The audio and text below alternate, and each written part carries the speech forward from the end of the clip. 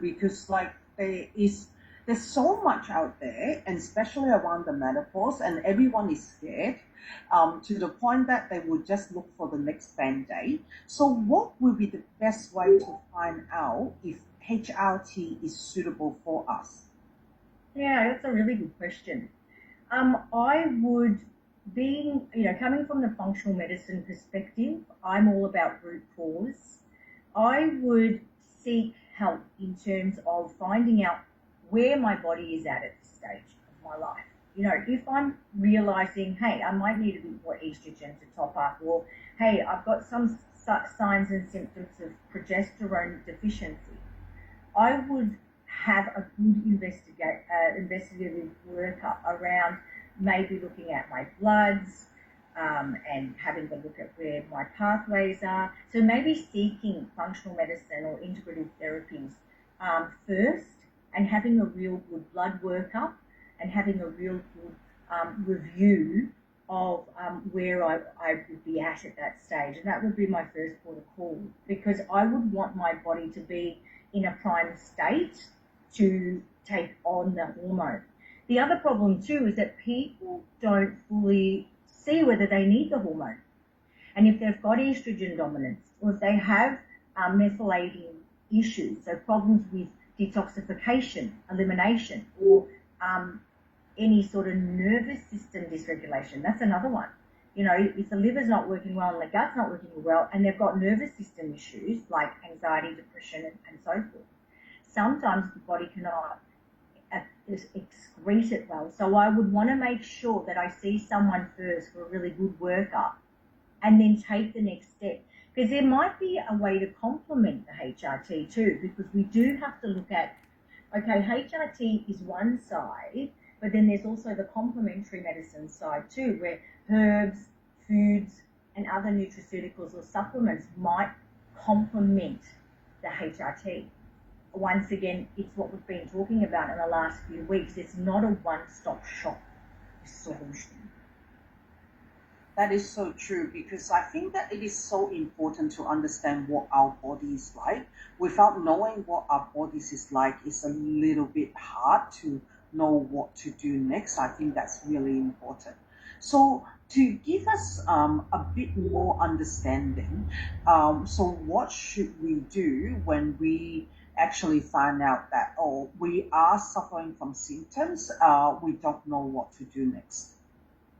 Yeah, so if you are suffering symptoms like your normal, the hot flushes, night sweats, and insomnia and everything, what you need to do is go and seek help. Go and speak to somebody that listens to you, because I think that's an important part of this, is making sure we're seeing, practitioners that have a sacred space for us, hear our symptoms, not see them as complaints.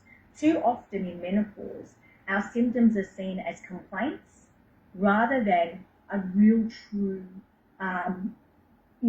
issue with symptoms and how we're feeling associated with our mind and body.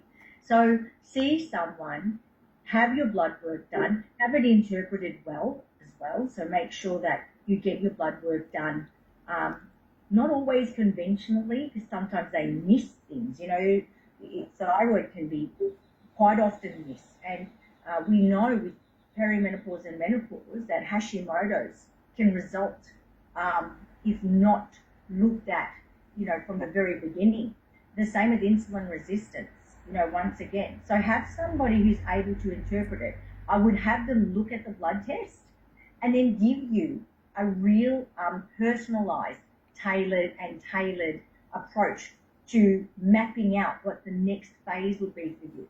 So someone who would honestly say, and given the, you might have some questionnaires to fill out, or there might be some other individual things that you would need to do in order to analyse where your health is, and say, look, Jane, this is your pathway from now. I recommend that you go on a topical form of HRT, which is going to bypass the liver. That's not going to affect your liver. Your liver's compromised. So a topical form might be better for you. Some women maybe they need the vaginal form of estrogen because they've got the dryness and they've got the association with maybe they're, dealing with interstitial cystitis or bladder issues. So, which comes up in perimenopause and menopause. So that might be something for them.